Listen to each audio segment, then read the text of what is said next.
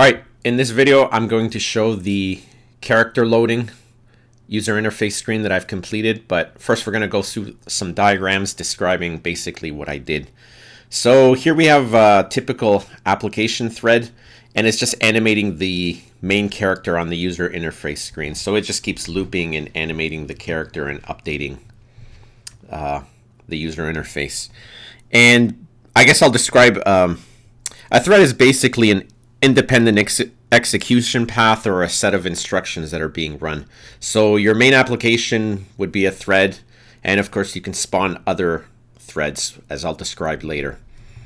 So in the second diagram here, right, it's similar to the first diagram. It's animating the current character, but now we wish to load a new character and a new texture so that the player can look at all the characters and select one. So if we do this on the main application thread, it'll pause the application thread as it takes time to load the mesh geometry and the textures. So if it takes 2 seconds to load the new character, your application will pause for 2 seconds as it loads in all the data, and the currently animating character will pause. It'll freeze on the screen.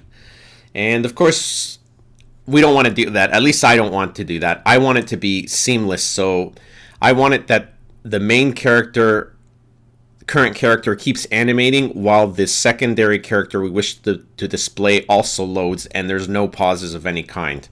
And that's achieved by using a secondary thread, as in this diagram here. Right, so the main application thread keeps running and animates the current character. Then it checks up on the secondary thread over here and asks, okay, is it done?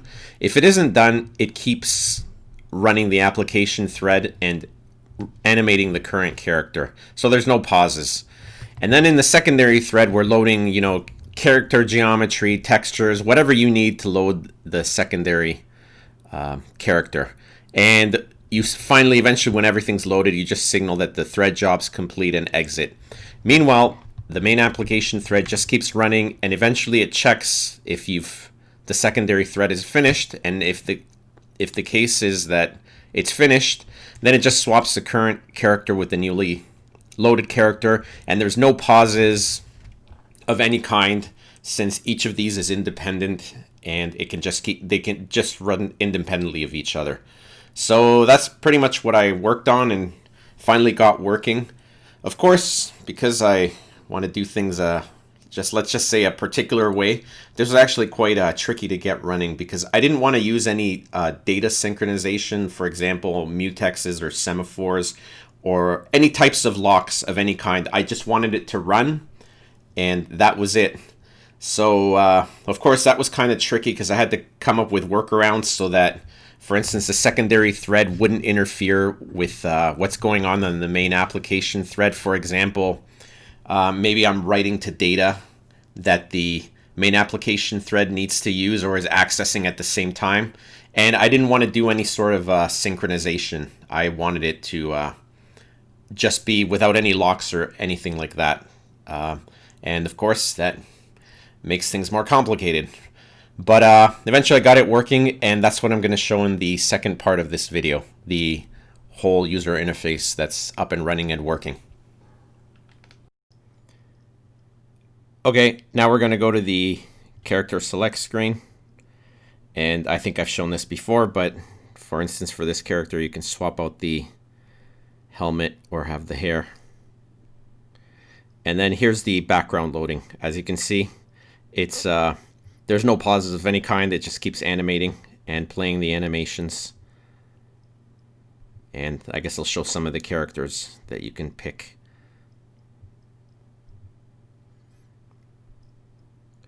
So that's why you use a secondary thread. There's no pauses of any kind. It just keeps animating.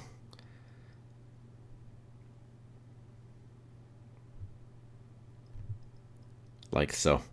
So now I'll just select one. Let's pick the ninja.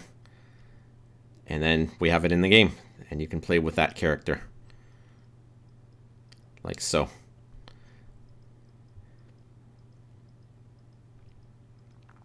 So that was the character select screen.